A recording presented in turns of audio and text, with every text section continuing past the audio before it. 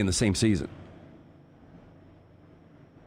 But I'm surprised at that. You would think that Clemson would have gotten them. As bad as Miami and Florida State have been since they both joined the ACC, I'm surprised nobody's ever done that. I am too. That's pretty crazy. Yeah. First team ever or first team in the ACC era? Well, in the ACC era gotcha. with Miami and Florida State. Yeah, both of them being in there.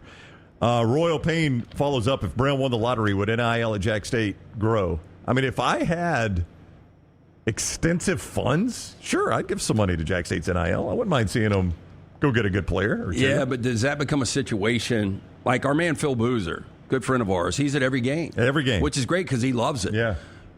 But I almost feel like if I'm that invested, I need to be at every game, and then it kind of ruins everything else. Now, if you've got that kind of money, you've got your own suite, and the way I do it, much like when I went through a transitional phase back in 2016, and I had a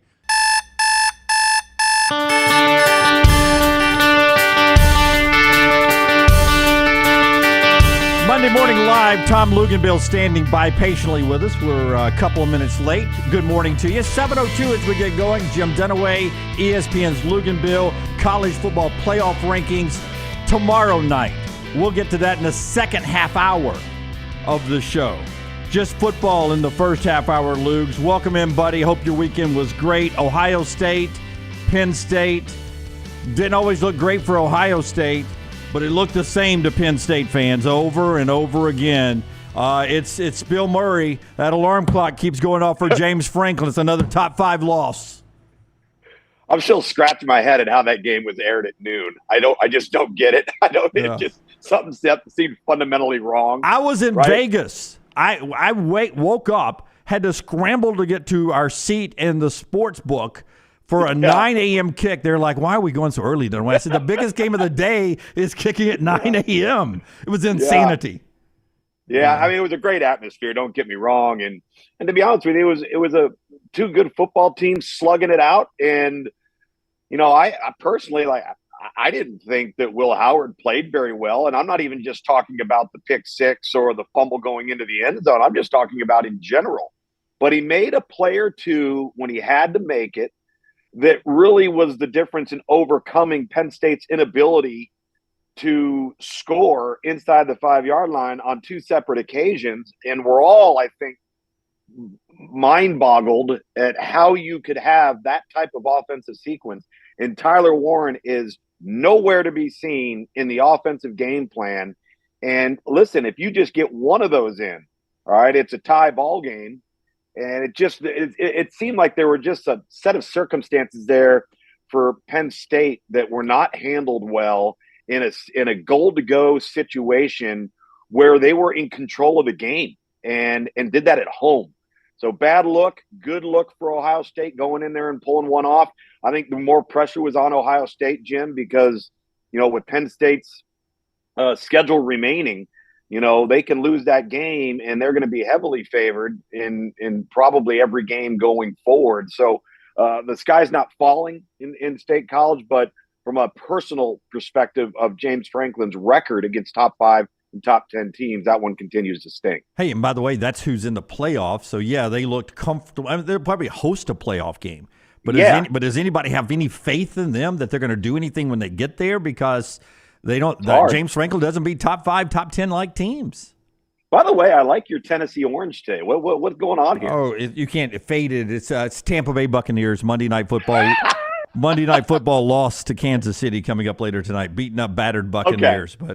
But this basically tells you. Great unis, by the way. Great unis. Those may be the best unis in the history of the NFL. Yeah. I didn't lose a bet with Tennessee fan or anything with Alabama. Okay. No. Making sure. Yeah. For the audio folks, I'm back from Vegas, way no sleep last couple of days and just swinging in. This was the cleanest thing, top of the laundry that I had to pull on and throw in to get here at sunrise. So Penn State, I thought Ohio State's defense, the difference in this game for the Buckeyes than it was when they lost the close one to number 1 Oregon was the pressure that they were able to put on whoever was in the quarterback position for Penn State. I thought Ohio State's defense played really good after being put in a 10-0 hole. Yeah, I did too. I thought where they really shined was their ability to force Drew Aller to hold onto the ball for just a split second too long, which got him out of his progressions and forced him to either tuck the ball or bring his eyes down and then all of a sudden the walls started closing in. And it was pretty relentless. I'll tell you another thing that stood out to me, too, about Ohio State were the plays that Travion Henderson, Quinshon Judkins, and the receivers made that had nothing to do with catching the ball or running the ball. For example, that lead block that Quinshon Judkins made that allowed Will Howard to get that first down at the end of the game, and he absolutely stoned that Penn State defender in the hole. And just those little things from skill guys doing the dirty work, I thought was a little bit of the difference in this football game, too. There seemed to be a little chip, a little hunger. And I really think this is important, and maybe it gets glossed over. But for Ryan Day and the pressure that is on him continually, when he hired Chip Kelly, which allowed him to completely and totally shift the burden of the offensive production to one individual and that individual's staff, and now allow him to concern himself with the in-game mechanics of being a head coach, being able to go over and adjust something in the kicking game, go over and handle something on the defensive side. I think it's making him a better head coach. One more thing on Ohio State. We'll get to Alabama LSU preview coming up. As I said, the college football playoff, Auburn with another home loss and everything going on in the SEC. But Will Howard, now, if I'm looking forward to the college football playoff, Ohio State will be there. Don't know where they'll be in the rankings tomorrow night, 2 or 3. But Will Howard still looks to be a guy that I don't know if I can trust him to lead me to a national championship. Ohio State has 21 really good players on their starting 22, and their weakest link may be in the guy that touches the ball every offensive play. Is that unfair? So I'll give you a scouting acronym here. Do you know what a JAG is, what JAG stands for? JAG is it's a military term talking about something. I can't remember what it stands for. Nope. So in football, it's just a guy. Oh, okay. He's a JAG. That's exactly the way I was referenced by sororities back in college. I was a JAG. I was absolutely a JAG back in the day. I was just a guy. I think he's sufficient. I think he's capable. I don't think he has special innate traits. He's got such good personnel around him. We were talking yesterday about comparisons for him of former Ohio State quarterbacks, and we brought up Craig Krenzel, Joe Germain, right? All of those guys are kind of Will Howard, and only Will Howard's got much better players even than those Ohio State teams did around him. And so, you know, when a throw like the one down the sideline that should have been a touchdown to Carnell Tate is just wildly missed, you can't have that if you're going to be playing championship level football against really, really good people. And I understand Ohio State is really good on defense, so it allows them to get some 3 and outs and get some extra possessions for the game. But I agree with you, Jim. I actually kind of felt in the offseason when they made the move, I don't want to say it was an equal swap for Kyle McCord, but Kyle McCord won 11 games for Ohio State last year, right? And I wasn't sitting there going, oh, my goodness, what an upgrade. I just thought, okay, he's a guy that started a lot of games, won a Big 12 championship, and he can run it more than Kyle McCord can, and maybe that's perfect for Chip Kelly. But I think you and I are on the same page with him. Okay, when I'll ask you later on where you think certain teams are going to be in the college football rankings, but we appreciate everyone who gets up early with us. MyBookie.ag brings us the chat room every day on the show. They also bring you this show. Promo code is next round. November is the best time of the year in football. NFL races heat up. It's the championship season for college football. Football every night through Thanksgiving. You can be a part of that right now at mybookie.ag. Mybookie.ag. Jump in there right now and see how much fun it is to have a little juice on a football game. You can get that promo code next round, no space, and a big deposit bonus is waiting on you right now as you jump in. Mybookie.ag. Mybookie.ag. And if you're in the show, we just sent a link out to you over there. Pritchalaw says, right now, it's Ohio State and Oregon, 2 best teams in the country. For whatever reason, the 2 teams in the playoff contention I have seen the least of this year are Texas and Oregon, in his opinion. But he believes Oregon and Ohio State are the 2 best teams in college football. Oregon goes into Michigan. It wasn't, for betting people, that late Dan Lanning touchdown where they all went to the sidelines. He looks at them, and I believe this to be true, that Dan Lanning was asking them, do we want to score another touchdown or not? And they went gladiator. And all the guys went like this. They really did. They all went like this. And so they go out there and they run a play, couple of plays. They score a touchdown. They cover the betting line. Everybody in Vegas cheers because it was the layman pick. And Oregon is the number one team in the country. Do you believe, like Pritchlaw is saying, that Oregon and Ohio State are the two best teams in the country, and then here comes the SEC with Georgia in them? Potentially, but I don't see this huge cliff or this huge gap between two of them and everybody else. I think it's a little bit more blended. I think that there are more flaws and more competitive balance amongst the nation's best teams than maybe there's been in quite some time. What I will say about Oregon is if you look at the first 2 weeks of the season and look at where they are now, I think they've shown the most growth and improvement as a football team. And that's what you want to see, right? They've gotten into the month of November and they're peaking, they're ascending. And from that perspective, I would give Oregon the nod. Now, I will say this too, though. I don't think the Big Ten is very good. Listen, I think Penn State's a good football team. I think Ohio State's a good football team. But what we've seen so far from UCLA, USC, Nebraska, Iowa, Wisconsin allows 42 points on the board from an Iowa offense. Rutgers, Maryland, Michigan State's way down. I just don't know. Illinois has been competitive, obviously. Minnesota, competitive. Purdue's awful. Northwestern, below average. So, I think a bit of it's relative too. And you know how we're going to get, Jim, at the end of the year. It's going to be, oh, they didn't play anybody. That's what we're going to say about everybody, right? Oh, they didn't play anybody. They didn't play anybody. Well, you play the teams on your schedule, and there's going to be some good, there's going to be some bad, there's going to be somewhere that'll fall in between. Yeah, I agree. You never play anybody unless it's your team, right. And you have the toughest schedule in America. and that's the way it works in the SEC, in my opinion. I think the SEC competition on the road is really tough. So I agree with you about the Big Ten. It'll just be interesting to see how the committee looks at it tomorrow night when that ranking comes out. All right, another thing before we leave Penn State and Ohio State and get to Auburn and everything in the SEC was the step-over penalty. Everybody in the chat room is talking about that, the Penn State unsportsmanlike conduct penalty where they had to hit the taunting, talking down to as he stepped over the Ohio State player. Everyone's saying Penn State momentum in that game is all theirs until that penalty, and that's where the game flipped. Penalty, in your opinion, or a little too easy with the flag?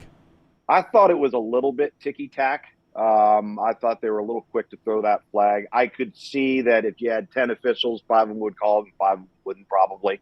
But I will say this, I've seen some of the worst officiating this fall than I feel like I've seen in a long, long time, when nobody can decide what targeting is or is not.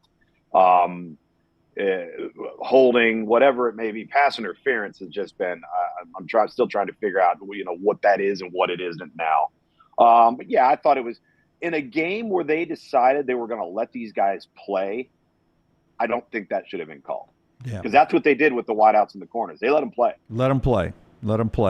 Gutter Cap brings us the show as well, and we'll jump into the SEC with Tom Luginbill of ESPN. He's the star of the show. Gutter Cap and Chris Stewart can be the star of your home. 45% off is what you get with our friends at Gutter Cap. Free estimates as well. The retail price, 45% off that retail price at Gutter Cap. 205-823-2212. 823-2212. Or guttercapbirmingham.com, guttercapbirmingham.com. If you walked into our studios downstairs in the lobby, Christmas decorations up. Ding, hey man, the leaves are hanging around, right? They're still on. They don't know trees. What to do. They're confused. That's right. It's still summertime to them because we're in the 80s. But those leaves are going to fall. They're going to clog your gutters. Get Gutter Cap to come and take those gutters out, clean those gutters out one more time. Then they cap it. You never have to worry about it again. Actually adds value if you're going to sell your home in the spring coming up. So jump on with our friends at Gutter Cap, guttercapbirmingham.com. Our buddy Chris Stewart there. To the SEC we go. Auburn loses again. Vandy beats them.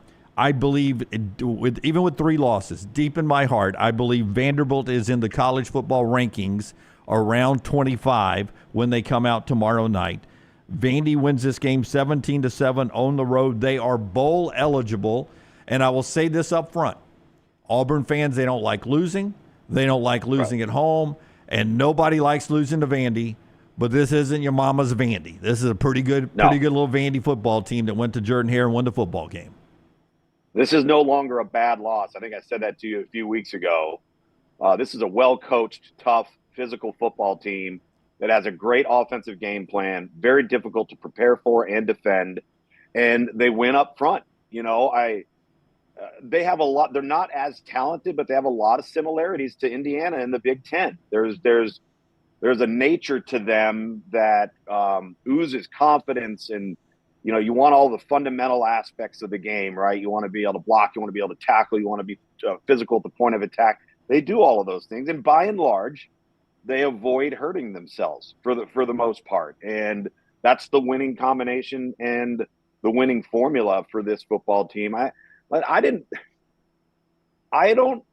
to credit Vanderbilt here because I think Vanderbilt beat Auburn up front, but it is head scratching to go from a week ago and how this offense performed on the ground with Jarquez Hunter to where they were on Saturday in the run game. And I didn't think they played very well up front.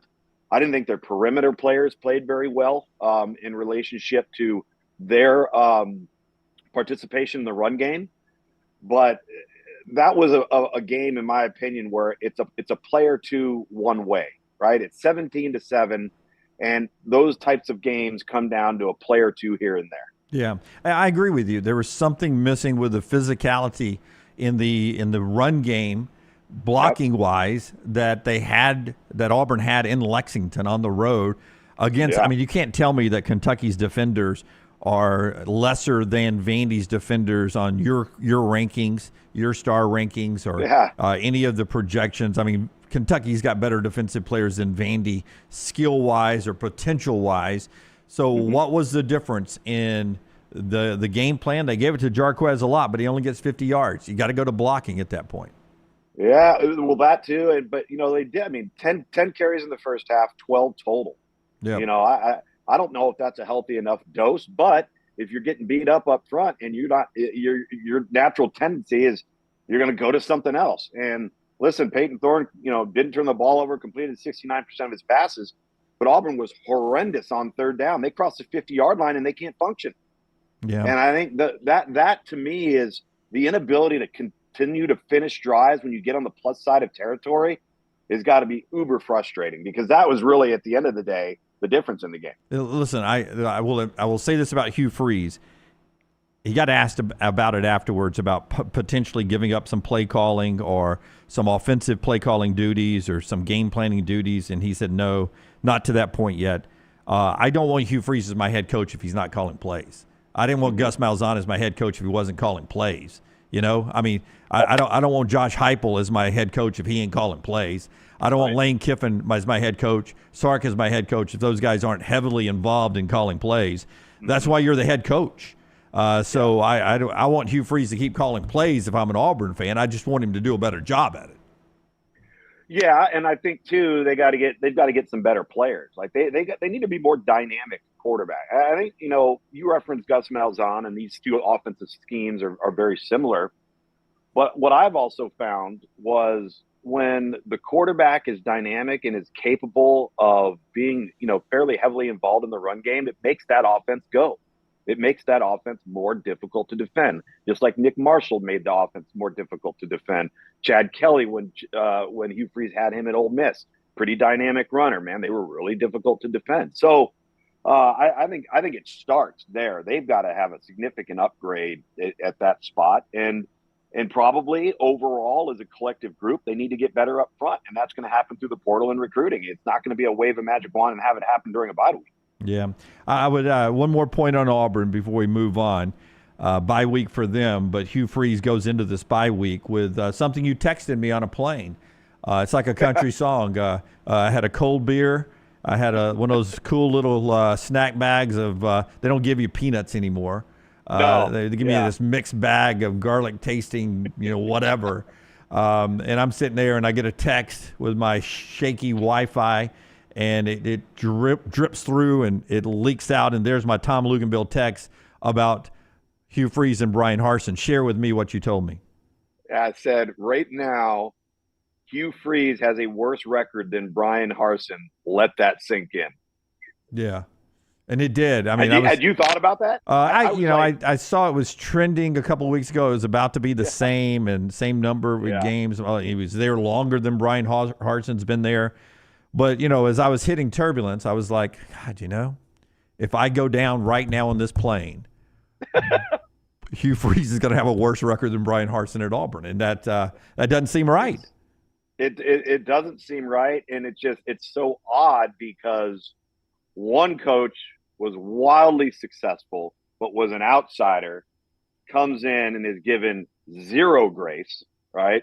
The other coach was coveted as an insider, but the results have been every bit the same, yet both guys are viewed entirely different. And it's the nature of this crazy sport and this crazy profession. But I mean, I know Auburn fans are frustrated, but it doesn't seem to be the same vitriol. We'll jump into the SEC contenders and everything else. A reminder, if you want to get going on a Monday morning live early, you can do it with our friends at Who Is Coffee. Who Is Coffee, an easy link to everything Who Is Coffee has to offer for you. The best beans in America, from all over the world, but these are the best beans you can buy in America from Who Is Coffee. A variety of different curations and blends there, including the Next Round blend. Just go to our store, nextround.store, easy link there. It'll take you to Who Is Coffee. It's the Next Round blend that Scott Forrester came up with. His palate put together beans from Colombia and other parts of the world, blended them together for a great medium roast. It is delicious. Try it out, but also try out everything at Who Is Coffee. Just a quick link at nextround.store, nextround.store. All right, Carson Beck is broken. If this was the claymation version of college football, we would be sending Carson Beck off to that island where all those little broken toys were, and that Island of Misfit Toys. Island of Misfit Toys, and Chris Kringle would come in. Chris Kirby Smart Kringle would come in, young Chris Kringle, and he would put Carson Beck back together and get him ready for the playoffs. 3 more interceptions, 11 in 5 games. This guy is giving it up, man. And I don't know what's wrong with him. Is he trying to do too much? But he is holding Georgia back right now. He absolutely is. And first of all, Georgia's throwing it way too much. This is not Georgia's mode of operation. I do not in my core believe that this is what they want to be or who they want to be. Made a couple of plays late. I'll say that for him when they needed him to. But I get the sense that there's a part of me that feels like he's way too caught up in being Carson Beck. Yeah. Whether that's through an off season of hype, an off season of exposure, expectations, living the life, TikTok, social media exposure, all of the things that don't matter, right? The things that will not help you become a better football player or maintain what has been already a great career for him, and then have it ascend and go into the right direction. So I don't know what it is. He's so careless with the football right now.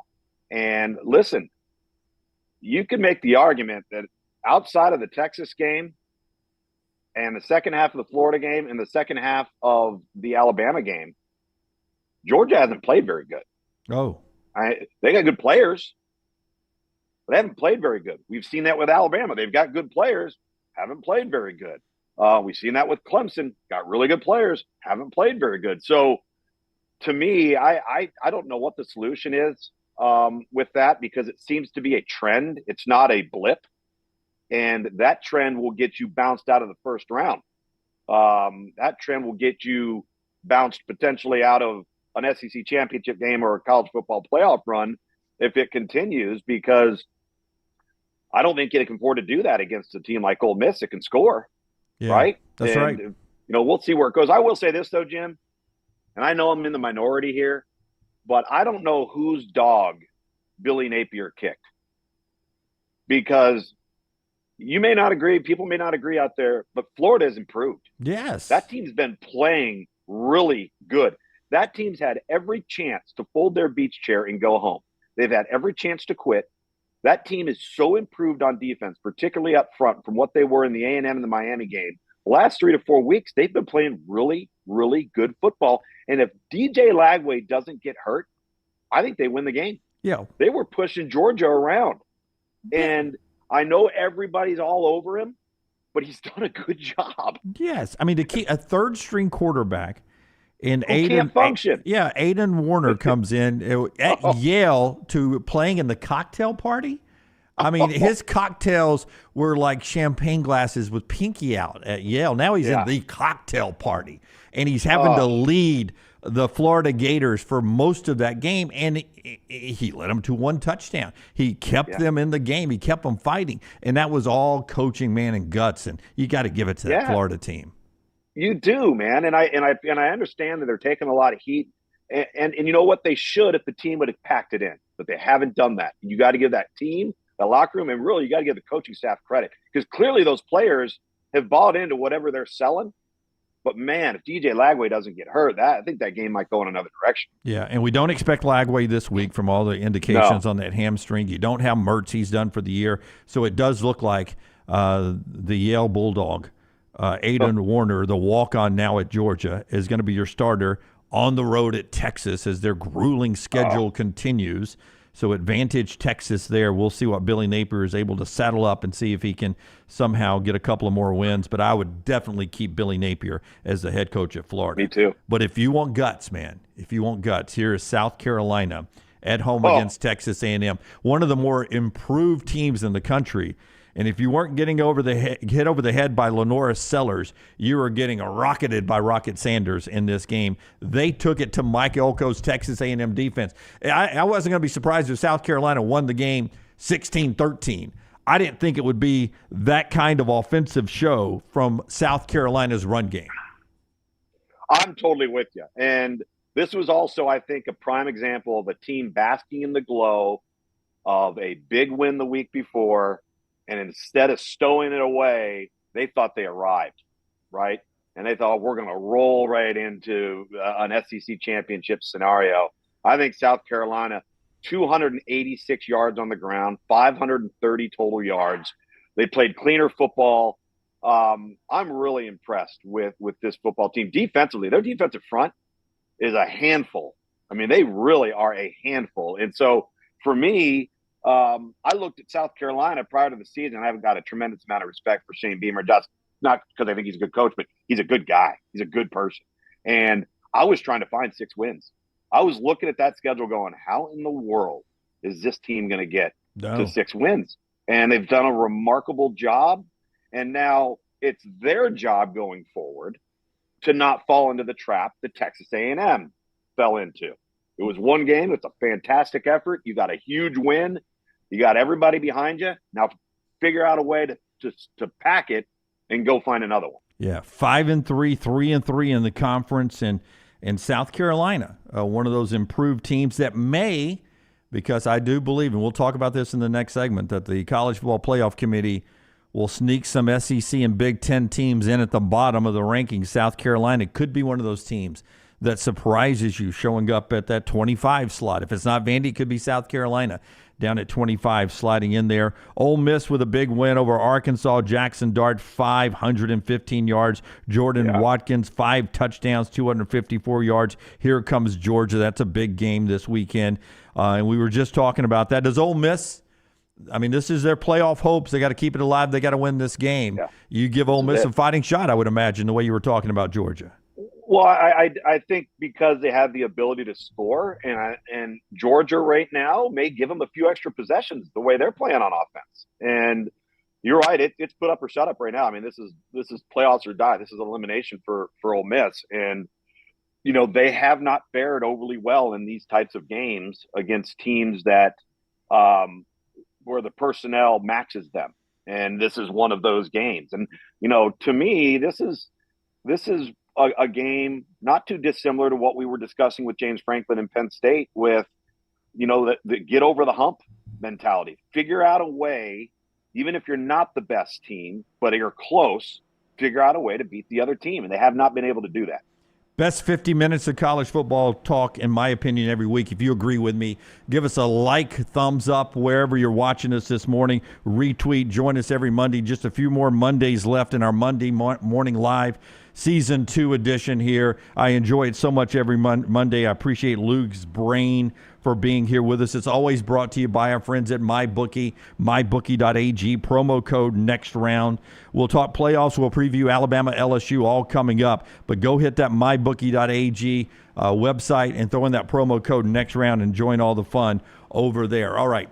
A few more minutes to go. Another segment. Hang around. Only break of the show every Monday is right here. When we come back, Alabama, LSU, and Baton Rouge with the playoffs on the line. At least the hopes of a playoff on the line. We'll talk about it next right here on Monday Morning Live. Call the next round now at 205-734-0923. Our friends at Milo's Hamburger invites you to join them in the fight against hunger in our local communities by bringing non-perishable food items to your local Milo's, including canned goods. When you donate a canned good or any non-perishable food item, Milo's will give you a free drink. Together, we can make a difference. Hey, you. It's the holidays. Give cheer a lift.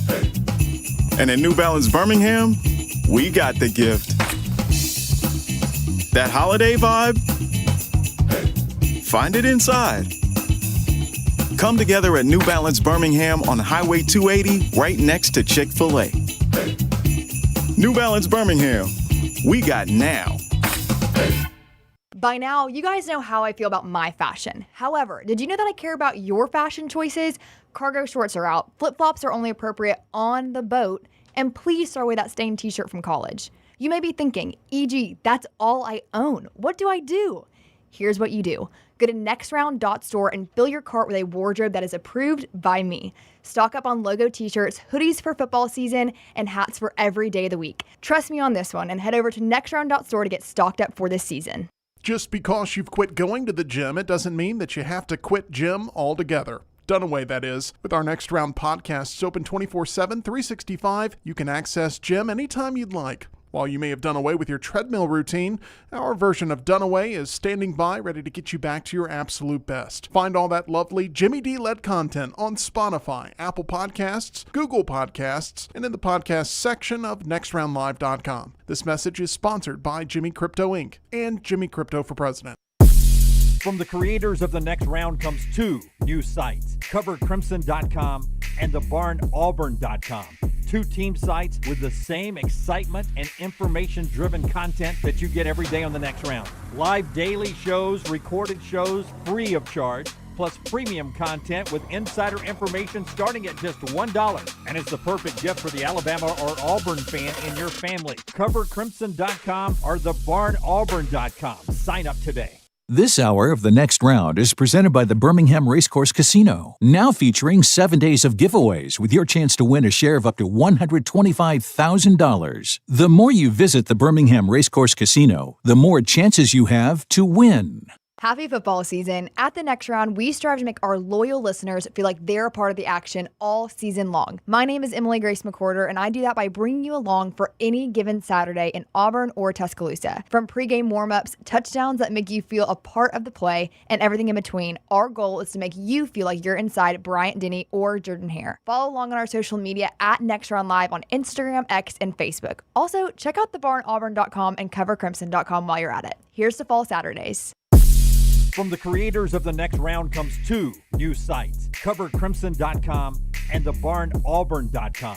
Two team sites with the same excitement and information-driven content that you get every day on The Next Round. Live daily shows, recorded shows, free of charge, plus premium content with insider information starting at just $1. And it's the perfect gift for the Alabama or Auburn fan in your family. Covercrimson.com or thebarnauburn.com. Sign up today. Hang out with The Next Round on the go. Whether you're driving to work, running errands, sitting on the beach, or you just need a break from the real world, we can keep you company. Check out The Next Round, Mystery Fifth Hour, and our other shows on your favorite podcast app. We'll meet you there. Here at the Next Round, we love our guests, especially our 2024 football regulars. Auburn and Alabama fans, we've got your guys. On Mondays at 9:25, we'll be joined by Alabama offensive lineman Tyler Booker, and Tuesdays at 9:25, we chat with Auburn quarterback Peyton Thorne. Join us and rep your team.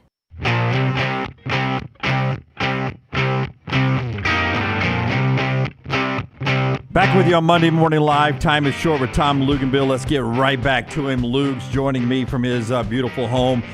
This week he is off to Pittsburgh, Virginia, and Pitt in a big game. Ooh. Tough loss for Pitt this past week. I tell you, listen, I did not expect to see that. Top 20 matchup we had. And listen, I think SMU is really good. I've had them a few times. It was the first time I'd seen Pitt in person. I did not expect that. It's going to be interesting. You talk about the playoffs. It's going to be interesting to see what the College Football Playoff Committee does with SMU. Yep. I will tell you what, I have SMU coming up in a second. I want to get to Alabama LSU in the preview because if you're paying attention to the SEC race, in the win column, it's Georgia and A&M, but in the loss column, it's Georgia, A&M, Tennessee, Texas, and LSU in the race for Atlanta and that automatic bid in the Southeastern Conference. Brian Kelly's in a rough group. He's 1-8 all time against the top 5 in college football. So he's in there with James Franklin and Lincoln Riley, Steve Sarkisian, Ryan Day, Lane Kiffin, the guys that haven't done great against the top 5. Alabama's not that this year, though, and it's an elimination game. Off a bye week for both teams. What are you expecting? Alabama in Baton Rouge against LSU. Well, if Alabama has a hope of winning this game on the road, and we know how difficult that environment is, they've got to have spent their time with their off week on the fundamentals and the techniques of the little things that have big impacts, right? And that is pre-snap penalties, alignment, little things that you may not see during a game or on a television broadcast, but are something that can be the difference between having 3rd and 2 and you're in 4-down territory and you false start and now you're 3rd and 7, right? Or you've got an alignment at the defensive tackle spot. He's supposed to be in a 1 technique and he shifts over into a 2, and now all of a sudden they gash you on the counter. Like those types of things to me are the crutch of Alabama's success this week because they still have really, really talented players. And if I'm Alabama, I know that I think Garrett Nussmeier may be the best quarterback in the league. I love his mentality. I love how he approaches the game. But the flip side to that is he'll take risks with the football.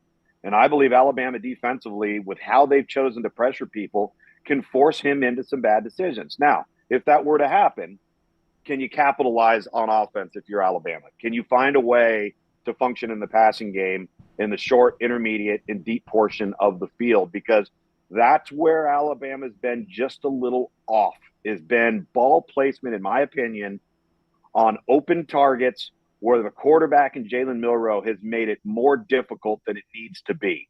He's got to be on point this week with his accuracy. I want to give you my top 10 the way I think and this isn't mine, this is the way I think the College Football Playoff Committee will do it. And it continues our conversation about Alabama LSU. I think LSU will be down around 15 or 16.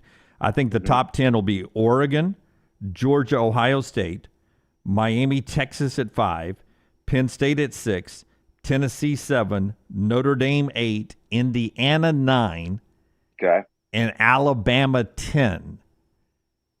And there's the target on Alabama's back going down as a playoff team in the first college football playoff rankings, but LSU at home outside trying to play their way in. I think that'll put a target on Alabama's back this weekend. Do you think Alabama's top 10 in the rankings? I do for a couple of reasons. I firmly believe that the eye test matters, right? And when you look at it from a talent perspective, the eye test matters from a performance perspective too. Don't get me wrong, right? And Alabama had plenty of sloppy and undisciplined moments. But the committee is also going to look at them and say, how many teams could go on the field right now and just be better than they are? And there's not many, right? And so the schedule, strength of record, strength of schedule, all of those sorts of things. And keep in mind too, Jim, and this is something that the fans have got to really focus on and realize. The AP poll means absolutely nothing. It doesn't even enter into the room, right? Right. So as frustrated as you may have been with the AP poll and where they maybe slotted your team, don't worry about it because it will have zero bearing on what they do. But I do think in this first iteration, the eye test means something, and that helps Alabama. I think the eye test helps Indiana. Even though you're going to sit there and say, well, their schedule hasn't – watch them. Just watch them. Yeah. And I think that probably has a significant impact on this first iteration. Yeah, that's why I think they're a top 10 team. Their schedule has been against, I think you guys said it yesterday on your Sirius XM show with Barrett Sallee. They haven't played anybody that's even gotten an AP poll vote this season. Right. But they have demolished them. Right. Yes. And if you watch how they play, they are at their best in the areas you have to be at your best in. Offensive front, defensive front seven, and the quarterback is a playback. Heck, they got two quarterbacks. Curtis Rourke went down, and they didn't even miss a beat. Yeah. I mean, you didn't even know it. And so I think that will play well for them. Now, obviously, they're going to have an opportunity to prove what they are, right? Michigan and Ohio State coming up, back-to-back weeks. The answer to that question in Indiana will be solved. So we'll get an answer there. We're going to get many, many more answers as well. And from a college football playoff perspective, and as we look at, what could potentially be elimination games, LSU and Alabama could potentially be one. You have to start asking your question and start looking conference by conference. What is the loss threshold? Meaning, do you think anybody has a shot at getting in with 3 losses? Because I came into the season not believing that to be the case. Me too. I really felt like you had to be 12-0, 11-1, 10-2 at the minimum. Me too. So that's going to be very, very interesting down the stretch to see how that unfolds. Me too. And then all of a sudden, the SEC and the Big Ten taking on more losses within the league than I thought was going to happen. And that opens the door. I don't think there'll ever be a 3-loss ACC Big 12 unless they win the outright automatic bid. Correct. I agree. But as far as an at-large bid, if there's a 3-loss one, it's going to be off of strength of schedule. It's going to be off the SEC and the Big 10. So there is the potential of the SEC getting a 3-loss team in. But I'm with you. I think 2 is the line there, which makes Alabama and LSU that much more important this weekend. Makes Ole Miss and Georgia that much more important this weekend. Heck, it makes Florida and Texas important. Texas A&M and Texas got that collision course, down at the end of the season. I think this is home to you because your primetime ACC network. Mm-hmm. Clemson's loss, I felt like that took that from a potential 2-bid ACC to a 1-bid ACC all of a sudden, and that bid, unless Miami loses in the championship game unbeaten, and then maybe that goes back to a 2-bid league. But if Miami runs on and runs the table, I think this is a one bid league if Miami's your champion. Yeah, if Miami, because essentially we would be assuming that either Clemson or SMU is the opponent. Yep. That would give Clemson obviously a 3rd loss. It would give SMU a 2nd loss. They might be on the fringe, but it would clearly just be one team inclusion, and that would be the Miami Hurricanes. So we have, from a conference affiliation perspective and from just the caliber of team perspective, that was a crushing blow for Clemson. And give Louisville credit, because Louisville, look at who their losses are to, right? Their losses are to Miami in a barn burner and SMU, right? And then who else? I'm losing my train of thought on their other loss. Anyway, and then they go on the road and they beat Clemson. Yep. So, and that hasn't happened at night in Clemson, I think, since 2013 was the last time Clemson's lost the home game at night. So that's a big win. So Louisville is too little too late. But I actually think Louisville's a pretty good football team. Yeah. They could be there in that 23, 24, 25 slot I keep talking about. Yeah. And that's another thing to keep in mind on Tuesday, and it's something we all figured out a long, long time ago, is that they backfill in the 20s with teams that build up the resumes for the guys they have at the top of the rankings. I really believe Right. that they will throw in 23, 24, and 25 to support their beliefs in the old system of the top 4, now in the top 12. That's why you could see, to support a team, an SEC team like Georgia and or Alabama or Tennessee, you could see a Vandy, a South Carolina, a Missouri still hanging around down at 23, 24, 25. Same with the Louisville, supporting up Miami at the top and things like that. So that's fun to watch tomorrow night as well. I'm going to throw a couple of names out. You sort of tell me where you think they end up in the rankings. Okay. Were you with me on Indiana? You think they're number 9 or you think they're higher than that? No, I think they're probably right there. I wouldn't be surprised if they're ahead of Notre Dame. And the only reason why I say that, and I think Notre Dame's actually a really good football team. They're starting to come into their own on offense. But the Northern Illinois loss is crushing them because Northern Illinois is tanked. Yeah. And I understand they've only got one more remaining high-profile team, and that's a service academy, which obviously is always a challenge. But you could maybe see a flop between Notre Dame and Indiana. Yeah, I've got Boise State at the 11 line. I've seen other projections higher.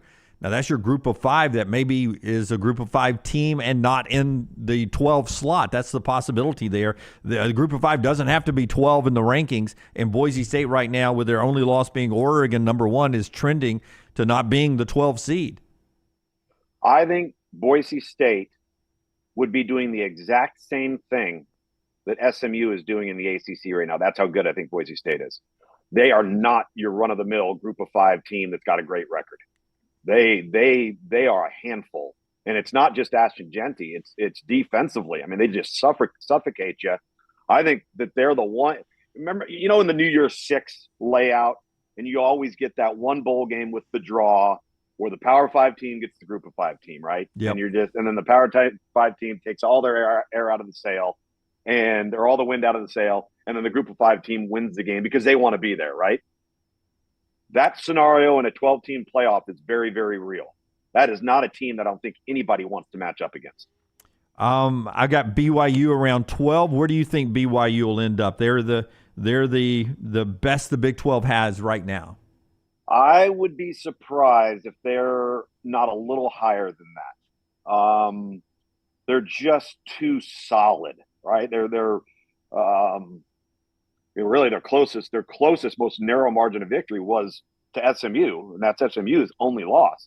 I think they're really, really good, very similar to Indiana in that fashion, Boise State in that fashion. I could see 9, 10, 11 for BYU. Yeah. I got Texas A&M after this loss, 13-14, Ole Miss in that neighborhood, SMU in that neighborhood, LSU in that neighborhood. Mm-hmm. Colorado. I want to know where you have Colorado because, Coach Prime's team exceeding expectations. They're absolutely now in the Big 12 championship race. Right now, if you're projecting who plays in the Big 12 championship game, a lot of people would say BYU, Colorado plays for the automatic bid to go to the playoffs. Where do you have Colorado in the first rankings?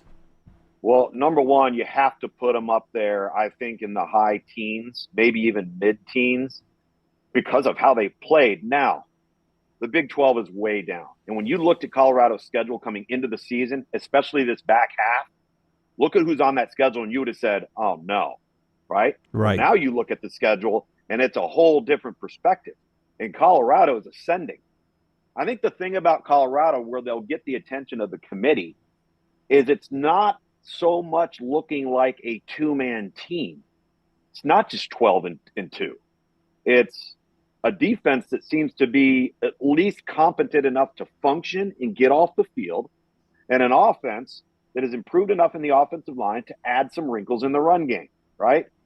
And to me, I think that they are firmly in the mix of the Big 12 championship race.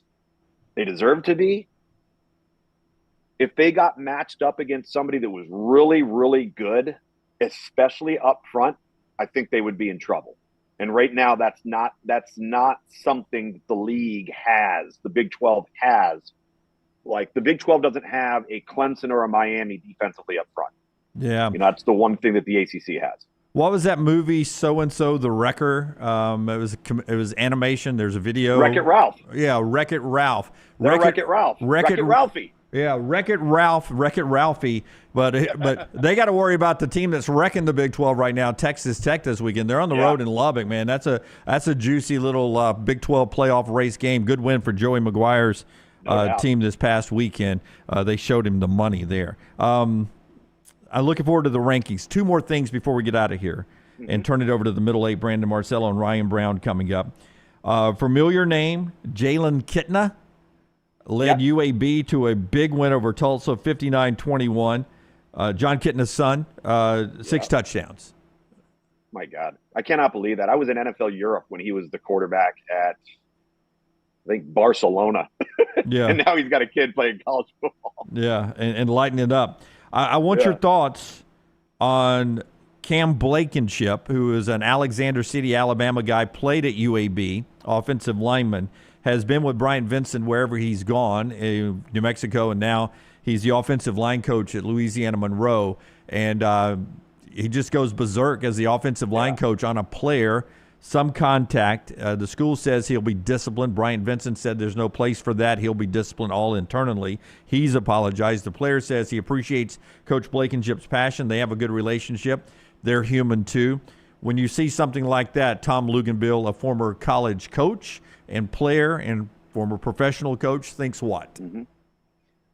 I think that your emotions run hot, and there is so much pressure in every single moment of every single game, and it can get the best of you. Now, I was really glad it did not become more of a physical altercation, because that's what it looked like it was going to do. And there was a little bit of that. You know, I still go back and I remember and I imagine in today's day of the internet and social media, how would the Nick Saban, A.J. McCarron interaction have been received? Do you remember that against Georgia State? I do, and there was some, because there had been another incident for another team where there had been some contact and it had been a big deal, and all of a sudden A.J. gets his backside lit up by Nick Saban. Ooh. And And listen, people went crazy. Season. Yeah, Sharon Moore earlier this season had a very similar situation where he made contact. And listen, there is no place for it in the game. I think we all understand that, but it is a high intensity position that is going to require poise, composure, restraint, all of the things that coaches require of their players, right? Coaches got to show it too. Coaches have to show it too. All right, Ryan Day now 3-6 versus the top 5. Sark is 2-8. Lincoln Riley's 1-5. Brian Kelly 1-8. James Franklin is 1-13. Mm-hmm. So you surprised at those top 5 numbers from that group of coaches? Well, I think you can look at this a couple of different ways. Is number one, how many teams are capable of beating a top 5 team? If you're one of the teams in the mix that's considered to be a top 5 team, I would much rather be that than be the team that's not in that mix and has no shot at winning a game like that. But let's not forget too, and I don't know if this is a funk, if this is something that James Franklin can overcome or get past, but let's not forget that Jim Harbaugh's record against top 25, top 15, and top 10 teams was atrocious prior to the pandemic. And then all of a sudden the script flipped and he started winning those games. And I think we would all agree Jim Harbaugh is a really good football coach. I think James Franklin is a really, really good football coach. Do I think that every time James Franklin has taken the field against those teams that he's had the better team? No. Has he had a good enough team to win the game? Yes. And he had a good enough team on Saturday, and they didn't win it. Sneaky good game coming up this sneaky good schedule coming up this weekend for the SEC. The ABC triple header: Florida, Texas, Georgia at Ole Miss, Alabama at LSU, and then on the SEC network, South Carolina and Vandy with top 25 implications, and Oklahoma and Missouri. Missouri trying to stay alive in prime time on the SEC network. Mississippi State and Tennessee over on ESPN. So we'll know a little bit more about the SEC race after this massive weekend coming up. Lugs, man, I always appreciate your time on a Monday after a busy weekend for you. And we look forward to doing Monday Morning Live again coming up next week. College football playoff rankings out tomorrow night. The show brought to you by our friends at mybookie.ag. Hang around. The Middle Eight is coming up with Brandon Marcello. You can, if you missed any of this, you can go back on YouTube and watch it on Apple and Spotify podcasts. I'll be sending it out, and Taylor Korn, our social media director, will be sending out a ton of clips from this show. Jim, don't be a jag. Don't be a jag. Don't just be another guy, as I was to the 5 Muse.